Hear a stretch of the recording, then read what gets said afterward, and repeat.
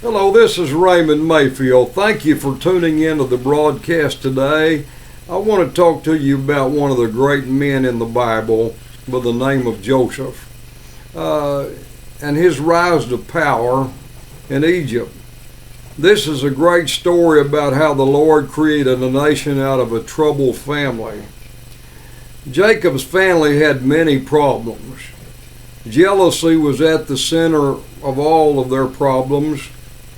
Rachel envied Leah, and Leah envied Rachel, found in Genesis chapter 30, verse number 1. Leah's son picked up the jealousy. They envied Joseph so much that they threw him in a pit and then later sold him into slavery.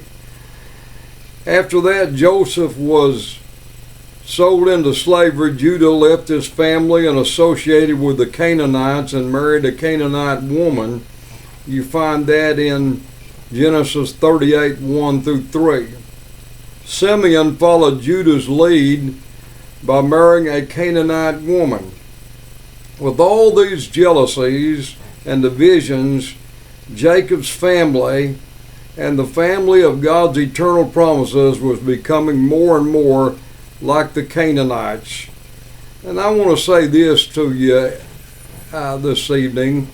Jealousy will really destroy your life. Jealousy will cause a lot of problems in your family, in your home, in your relationship that you deal with other people. Don't deal in jealousies because God can't bless you. It's kind of amazing in this setting when I'm talking about Joseph, how God built a group of people that's going to come forth and lead the people of Israel and make the nation of Israel a great nation in all the world. He used these dysfunctional people to bring about a great program for God. Isn't that how God really works? He works in sometimes through people we don't think he should. A lot of people think, that there's a lot of hope for a lot of people. But remember, in families, God reunites families and brings them back together, and then they become a great nation. But God did not allow the division in the family to stop his process that he had for Israel. He promised to shape a great nation. This would become a blessing to the whole earth. Jacob's family was filled with division, but God made it possible for the family to be reunited again. Through divine circumstances, God brought Joseph from being a slave to the administrator of Egypt.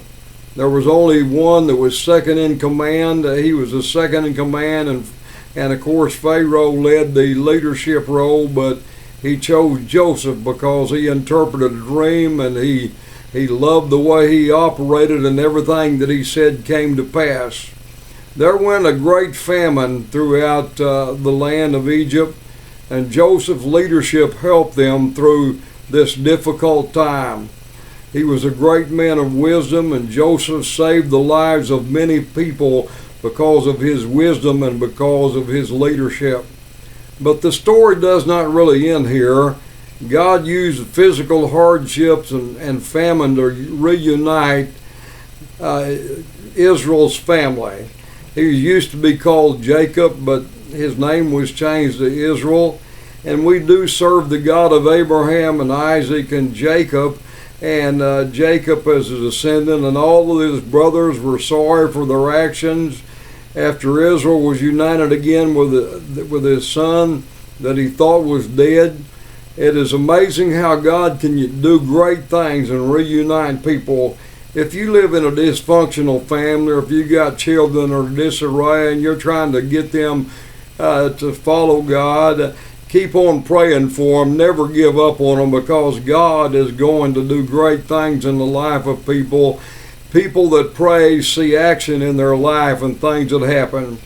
God is going to build and does build a great nation through this great family, through Jacob's family and the reuniting of those 12 children together, and even Simeon and Benjamin and all of those sons reunited together under one leadership, and Joseph, and he helped save his family, and because he was such a great man of God.